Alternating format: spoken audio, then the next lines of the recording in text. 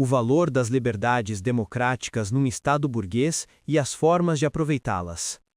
A burguesia, e junto a ela os revisionistas modernos, falam e fazem cálculos sobre as liberdades democráticas.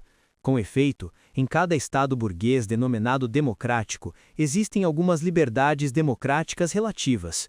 Dizemos relativas porque não ultrapassam jamais o limite da concepção burguesa de liberdade e de democracia, porque não chegam jamais ao ponto de prejudicar os interesses vitais da burguesia no poder. Naturalmente, a classe operária e os homens progressistas aproveitam essas condições para organizar-se, para difundir suas concepções e ideologia e para preparar o derrubamento das classes exploradoras e a tomada do poder. Depois da Segunda Guerra Mundial, em muitos países capitalistas da Europa, como resultado da vitória sobre o fascismo e do papel desempenhado pelos partidos comunistas na luta antifascistas, esses partidos chegam inclusive a participar do governo, por exemplo, na França, na Itália, na Finlândia, etc., e até conquistar uma ampla bancada de deputados no parlamento, importantes cargos no aparelho de Estado e inclusive no exército, etc. Igualmente, em diferentes períodos durante os últimos 15 anos, se criaram condições favoráveis para o partido da classe operária e as forças progressistas em alguns países do Oriente Médio, como Irã e Iraque, e da América Latina, como Guatemala, Brasil, Equador, Venezuela e outros. Na Indonésia, se criou uma situação bastante favorável. O Partido Comunista da Indonésia cresceu com bastante rapidez, fazia parte do governo e exercia uma grande influência na política interior e exterior do país, etc. Porém, também nas condições das chamadas liberdades democráticas, se desenvolve uma aguda luta de classes, uma luta de vida ou morte, entre a revolução e a reação, entre o proletariado e a burguesia. Se o proletariado e seu partido se esforçam para consolidar suas posições, por sua vez, a burguesia e a reação não dormem. Pelo contrário, valendo-se do aparelho estatal burguês, da polícia e das forças armadas, praticando a corrupção e a subversão, alimentando o oportunismo e as ilusões reformistas e pacifistas no seio da classe operária, etc., se preparam seriamente para consolidar suas posições e desbaratar o governo e as forças revolucionárias.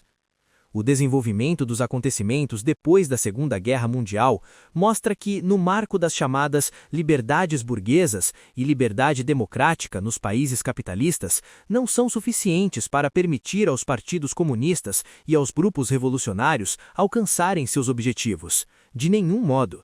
A burguesia tolera a atividade dos revolucionários enquanto essa não constitui uma ameaça para o poder de classe da burguesia.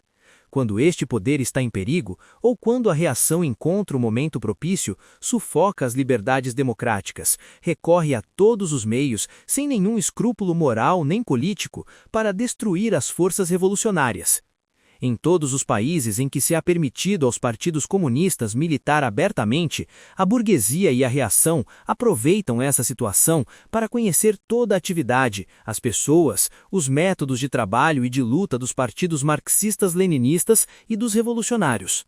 Por isso, os comunistas e seus partidos autenticamente marxistas-leninistas cometeriam um erro fatal se tiverem confiança nas liberdades burguesas que lhes proporciona a conjuntura, se fizer tudo abertamente e não guardar segredo de sua organização e de seus planos.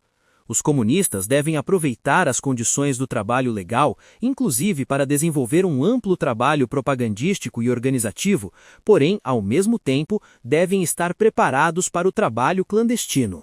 Segundo, as ilusões oportunistas sobre a via pacífica para a tomada do poder são um blefe e representam um grande perigo para o movimento revolucionário. Em aparência, o Partido Comunista da Indonésia parecia ter o terreno mais favorável para alcançar seu objetivo seguindo essa via. Não obstante, os comunistas indonésios haviam declarado mais de uma vez que não criavam ilusões sobre a via pacífica. Em sua saudação ao Congresso do PC da Nova Zelândia, a delegação do Comitê Central do PC da Indonésia confirmava que os acontecimentos da Indonésia demonstraram que não existe nenhuma classe dominante, nem força reacionária que permita às forças revolucionárias conquistar a vitória pela via pacífica. Os comunistas extraem dos trágicos acontecimentos da Indonésia o ensinamento de que não é suficiente descartar as ilusões oportunistas sobre a via pacífica e reconhecer que a única via para a tomada do poder é a via revolucionária da luta armada.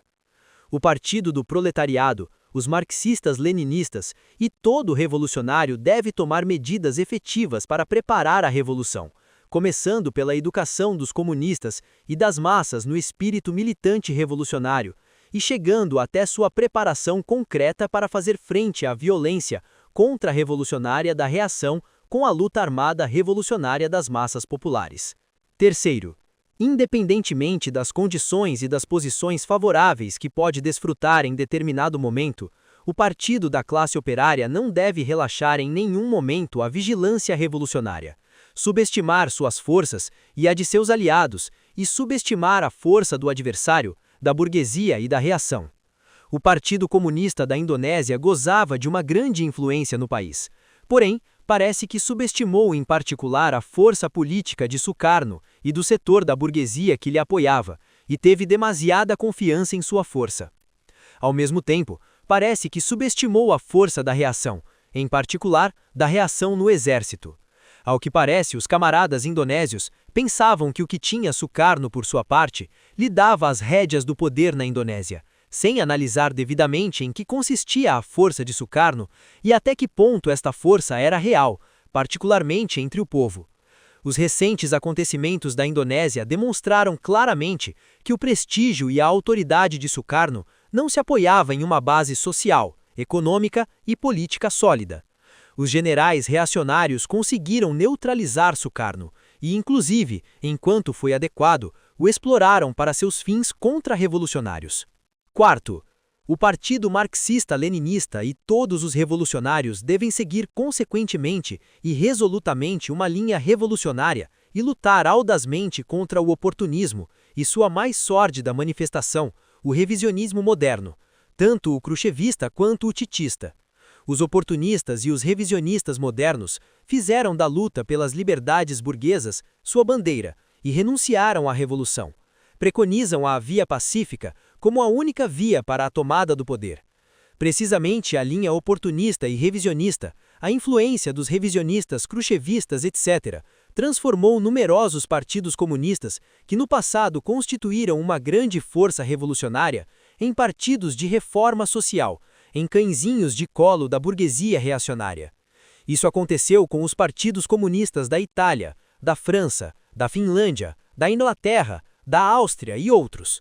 A aplicação da linha oportunista do 20º Congresso dos Khrushchevistas conduziu à catástrofe e à liquidação ao Partido Comunista do Iraque, ao Partido Comunista do Brasil, ao Partido Comunista da Argélia, etc. O Partido Comunista da Indonésia se opõe ao revisionismo moderno. Os últimos acontecimentos da Indonésia e o papel de sapa que os revisionistas khrushchevistas jogaram ali, um verdadeiro partido revolucionário, fiel ao marxismo-leninismo, decidido a levar audazmente adiante a revolução, deve manter uma atitude bem definida frente ao oportunismo, ao revisionismo khrushchevista e titista. Não basta solidarizar-se com a luta dos marxistas-leninistas contra o revisionismo, é preciso também que o partido lute de maneira intransigente e oberta contra a traição revisionista, porque somente assim os comunistas podem educar-se no espírito revolucionário e pode ser preservado o partido de todo perigo de revisionismo. Sem combater resoluta e consequentemente contra o oportunismo e o revisionismo khrushchevista, não se pode combater a reação, não se pode impulsionar a causa da revolução e do socialismo.